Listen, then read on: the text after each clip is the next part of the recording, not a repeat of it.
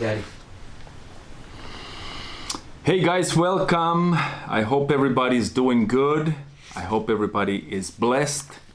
I hope everybody is having a productive week. I know I am. I'm really busy doing a lot of renovations, a lot of work around the house, but I'm doing good. Thank you for joining us tonight. The topic that I want to talk to you about, it's called, or I titled it, "Who is in Your Basket?" And it's based on a story that I read this morning, found in 2 Corinthians 11:14, or 2 Corinthians 11:32 rather. And I want to read it to you today or tonight, and then we're gonna get into the main part of this message. Paul says, "In Damascus, the governor under King Rivas secured the city of the Damascenes with a garrison, desiring to arrest me.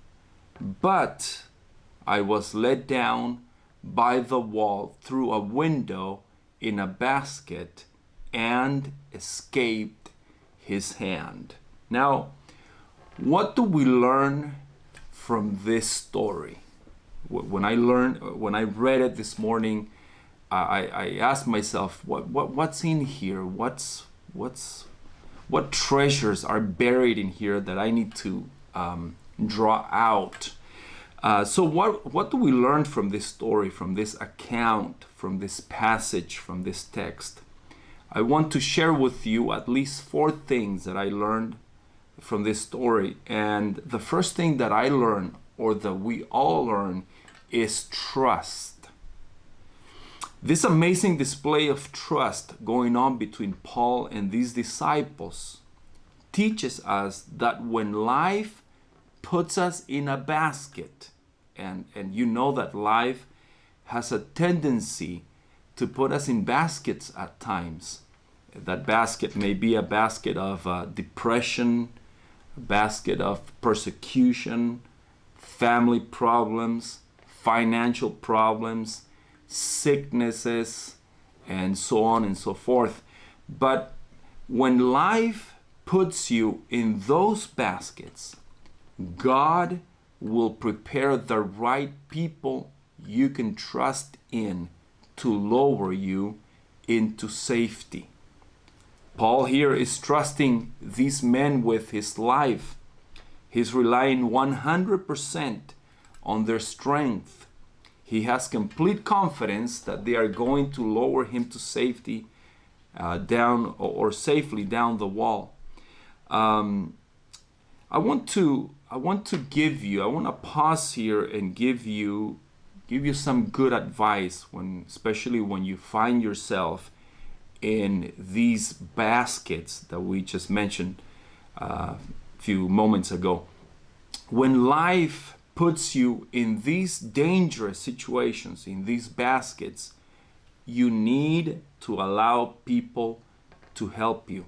A lot of times we get into binds, we get into situations, we get into dangerous situations, and sometimes we're so strong and self-sufficient and self-efficient that a lot of times we don't allow people to help us. But my advice to you is, when life puts you in these baskets, in these hard situations, in these hard times, allow people to help you. You need to realize that not everyone in life is out to get you. God has prepared divine connections to preserve your life. And I call those divine connections because God seems to put the right people, prepare the right people at the right time to help us in times of need. He has prepared people in your life that will make whatever you're pregnant with leap in your womb. In the case of a lot of people in the Bible, for instance, Elijah, During the famine, he put a widow that would sustain him and provide for him. And we have seen that throughout the Bible, God puts people together. He brings those divine connections. And so if he did it for those people in the Bible, he will do it for you. And so I want you to understand, I want this to get deep into your mind, into your soul, into your heart, that not everyone in life is out to get you. God has prepared divine connections to preserve your life. And if we go back to the story says that Paul was in Damascus, and the governor had shut the city down, and he had people looking for him there. They were looking to arrest him. And so even though there were some people looking to harm Paul, God had prepared certain disciples. We don't even know their names, but the Bible says that these disciples lowered Paul in a basket through a window down this wall, and they lowered him into safety. And this became such a great feat of such a great story of escape. And so I think we need to understand this, that not everyone in life is out to get us. There may be people who have hurt you in the past, or there might be people with ill intentions, but not everybody is out to get you. And you need to learn how to trust again. And the second thing we learn in this story is the importance of investing in people. The importance of investing in people. These disciples are investing their lives into Paul's future. Now you got to understand this. If they get caught helping Paul escape, they're all dead. Paul is dead, and I'm sure they're going to be dead as well. And so really what they're doing is they're putting, even though Paul is trusting them with his life, they're also trusting and investing their lives into Paul's future. And so I want to ask you a question. Have you ever put your reputation on the line to help someone who has potential but who is being persecuted? Or has anybody done that for you? And again, I want to say, don't be afraid to invest in people. Some people who you invest in may work out, some people may not work out. But we need to learn to trust people, and we need to learn to invest in people. Paul was pregnant with so much. Paul had so much in him. He had books of the Bible that needed to be written. They were in him. He was pregnant with those books. He had revelations. He had structure for the church. He had missions, and he had churches to build. But if those disciples had not invested in him, all of that would have died with Paul, because that governor and his people, his army, would have eventually caught up with Paul, and they would have no doubt put him into prison, and I'm sure probably put him to death. And so don't be afraid to invest in people. Remember, some people are gonna pan out, and some people are not going to pan out. And so we need to just learn to invest in people. It's worth it. Number 3, one of the other things that I learned from this story, from this passage, and it is really amazing. It is a great story. It is an amazing story. I learned resourcefulness. And listen to me. You don't need much in order to make a difference. In fact, I believe you already possess all the resources to make a difference in someone. These people who helped save Paul's life, They did it with very little resources. They used what they had at hand to save Paul. And here is let me give you a list of some of the things that I know they probably had. They had a basket, no doubt. They had a rope. I don't know what else, what other materials they put together, but I'm sure they didn't go spend a lot of money in order to execute this plan. They used whatever they had at hand in order to save Paul's life, in order to invest in his life. And so here is a practical advice to you in order to make a difference in somebody's life. This is very practical, and it's not gonna cost you anything. Here's something you can do. Go get a coffee with somebody. Go get a coffee with somebody. In other words, spend time. Give somebody time. Stop. Don't be in such a hurry. Slow down a little bit. Invest in somebody. Get him to trust you. Use your resources, and make time, and bless somebody with time. Go for a coffee. Go for a walk. Go for a jog with them. And you'd be amazed what a big difference a little time can make, or it can do in people's lives. Take time to listen to somebody. Take time to listen to someone. Again, you know, listening to somebody, stopping, slowing down to listen, to take time to listen to somebody, it makes such a big difference.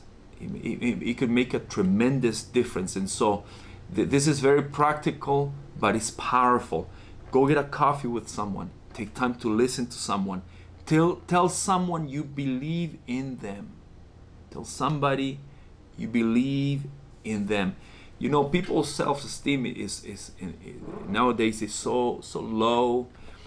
People are having to deal with a lot. There's a lot of haters. There's a lot of bullying. There's just a lot of criticism. There's a lot of lying. There's a lot of bad reports, false reports going on, and so people are constantly bombarded with all of these things that a lot of them have come to a point in their life where they don't even believe in themselves anymore. But if you take the time to listen to them and to tell them, you know what, I believe in you, it's amazing what those simple words can do in somebody's life. And so tell somebody, if you want to make a difference in somebody today, tell someone you believe in them. Call someone. Just grab your phone and call someone and have a conversation with them. Text somebody. Be kind to somebody. You know, again, we're living in a situation, we're living in days where there's a lot of hatred. People are against one another. There's a lot of disunity. There's a lot of division, and there's a lot of violence going on. There's a lot of aggression going on. But if we as Christians would take time to act like Christ and be kind to somebody, there's no telling what could happen in somebody's life if we just slow down, take time to do all these things and be kind to people. Another thing that we possess, and this is something we all could do, is smile. You know, give somebody a smile. My pastor used to say that it takes more muscles to frown than to smile. And so smile, be kind, smile, make somebody's day brighter. Just smile, be happy, smile. Let the joy and the peace and the happiness of the Holy Ghost, let it bleed through your face, through your smile. Let that smile be contagious and make somebody happy, make somebody's day, make a difference in somebody. And so learn to smile. You can make a big difference in somebody's day, in somebody's week, in somebody's month, in somebody's life, if you just smile to them. Be the change that you want to see in the world. Be the change that you want to see in the world. Number 4, what I learned from this story is that the importance, listen to this, the importance of preparation, the importance of being prepared. Abraham Lincoln said, "Give me 6 hours to chop down a tree, and I will spend the first 4 hours sharpening the axe." Now, that is preparation. Preparation, preparation, preparation. Preparation is essential if you're going to succeed in life. It takes a lot of preparation. What amazes me about these disciples is their sense of preparation. They were convinced that they needed to be prepared. So remember, again, I'm going to repeat it. Preparation, preparation, preparation. You need to prepare. You need to be prepared. Now, how did they prepare? How did they get ready to execute this plan? I mean, this was it wasn't just an amazing plan. It was a stunt. It was clever. I mean, they found out that Paul's life was in danger. They put this plan together. It was a very clever plan, and they executed it, and they did it well. This situation right here, to me, this story that I read to you, and I just read a little passage to you, but this story, if you want to read the whole thing, go to the book of Acts, and it's there. But Paul mentions it here in 2 Corinthians 11:32. But to me, this story, this situation that we're talking about, it could go either way. Okay, it could be a suicide mission, or it could be the greatest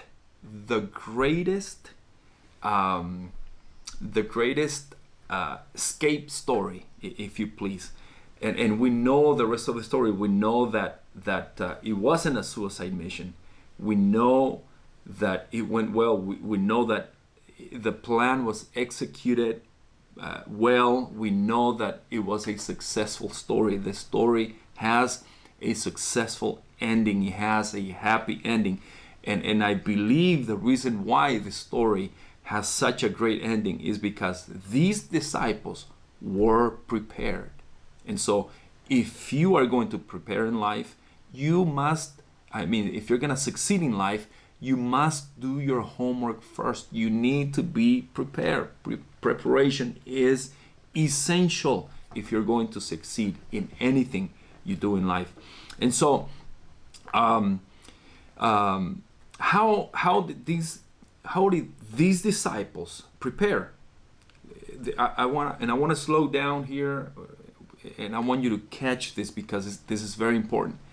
They became well prepared by studying Paul. So here's a situation. Here's the idea. I'm sure they got Paul together and they had to brainstorm and they found out about the situation that they were looking for Paul to arrest him and possibly to kill him. And so they came together and they said, Paul, we have a plan. And so they put their plan on the table. They began to discuss their plan. And I believe that they began to, part of their plan was to study Paul. I believe and I feel like they studied Paul closely. And listen to this. You don't help build people's futures without first taking the time to study their facts. So these disciples who saved Paul's life, God used those disciples to save the life of the great apostle Paul, but they did it by first studying Paul's facts. Okay, everybody have different facts. Not everybody's the same. If you're gonna help somebody, it's not a one-fit-all answer or solution to people's problems and dilemmas. If you're gonna help somebody, if you're gonna make a difference in somebody's life, you need to take time to study their facts first. God help us. God help us to slow down. God help us to focus on people and to study their facts. People are going through a lot. And so without getting, you can't help people without getting close to them or without studying them personally. So are you trying to help somebody? Are you just giving them general, random solutions to their situations? If you want to make a difference, if you want to help somebody, you need to study those people that you're trying to help closely and personal and study their facts. What are their facts saying to you? Their facts are going to give you a better idea of how to help them. And so these disciples did their homework first. If they were going to succeed in saving Paul's life, they would have to find out personal details about Paul. And so they prepared to succeed. Listen to this. This is very important. They prepared to succeed by finding out details about Paul and the obstacle Paul was up against. This is crucial right here. This is vital. This is important.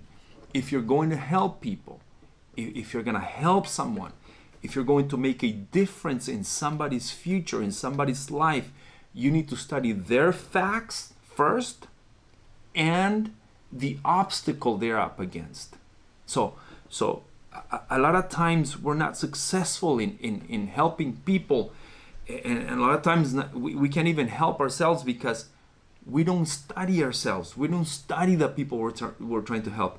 And if we study ourselves or the people we're trying to help, a lot of times we don't take time to study the obstacle they are facing. You need to study both. You need to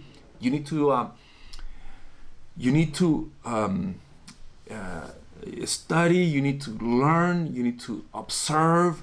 You need to find out things about the person and their obstacle.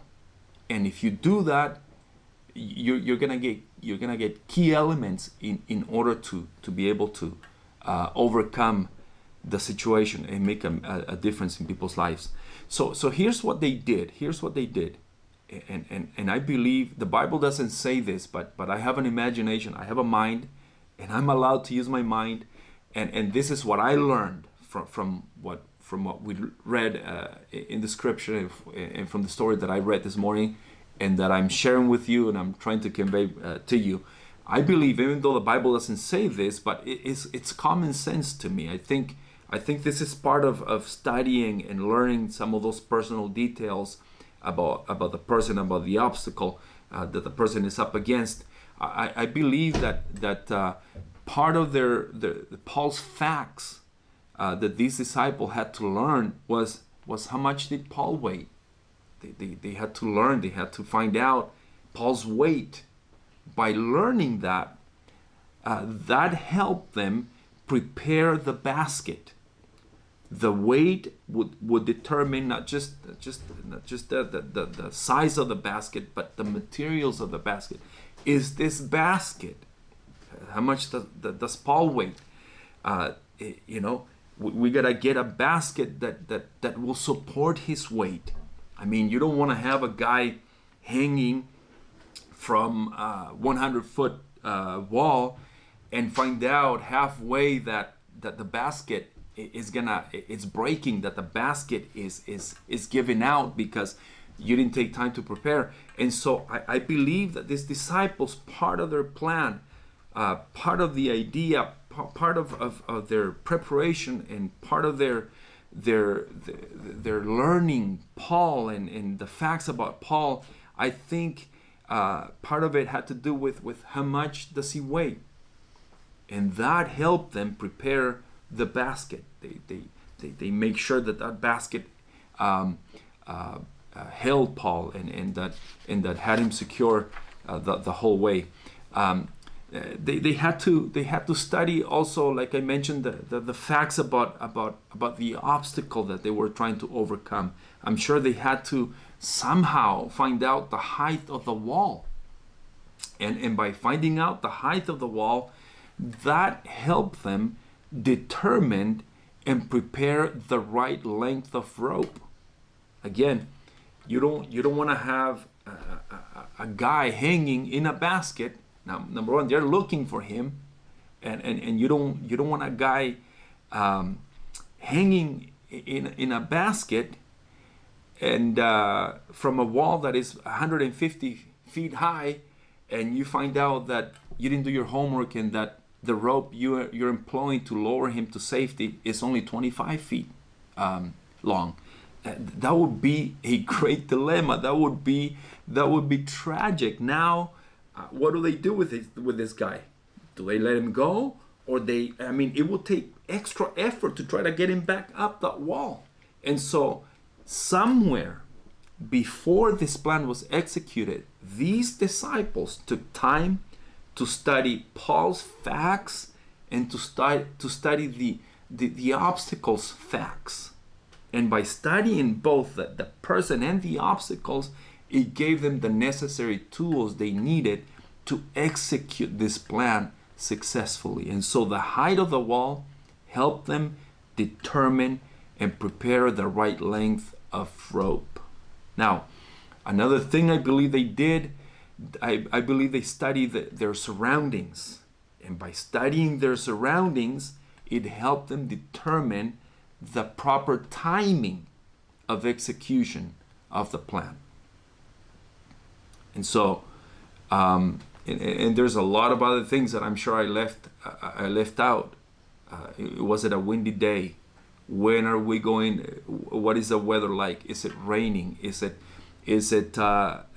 sunny? Is it better to do this during the day? Is it better to do it when the sun is going down? Is it better to do it at nightfall?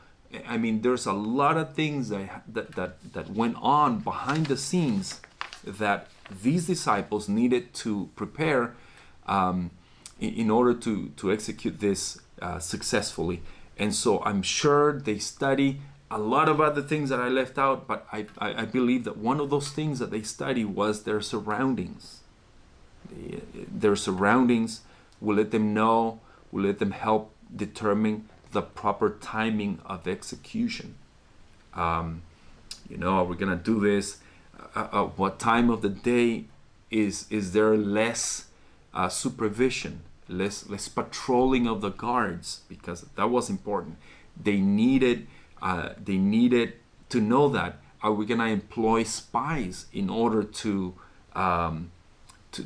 do this and to do it properly and to execute it successfully? And so there's a lot of things that go on beforehand if you want to do something properly, if you want to have success in doing something. And so listen to this. You could have a great idea or plan, but if you don't know when to execute your plan, your mission could be aborted, or it could become a total disaster. So remember, a lot of the things that we're learning today, and in conclusion, I want to say your preparation should tell people your destination. Now let me ask you, who is in your basket? Who is in your basket? Remember, trust, invest in people, resourcefulness, preparation. Your preparation should tell people your destination. I hope this was able to bless you. I hope it benefits you. And remember, You need to study, not just the person you're trying to help, but you need to study the obstacle you're up against. And so, who is in your basket? I hope that whoever you have in your basket is able to trust you, and you're able to invest in them, and you're able to execute whatever plan you have, whatever you're working out with God in your personal life, or if you're trying to mentor or help somebody. I hope that you take this and you incorporate this into your plan, and I hope that you can lower that person who's trusting you with their life. I hope you can lower them successfully to safety. God bless you. We'll see you over the weekend. And for those of you who watch this from other places, we'll see you next Thursday. Lord bless you tonight.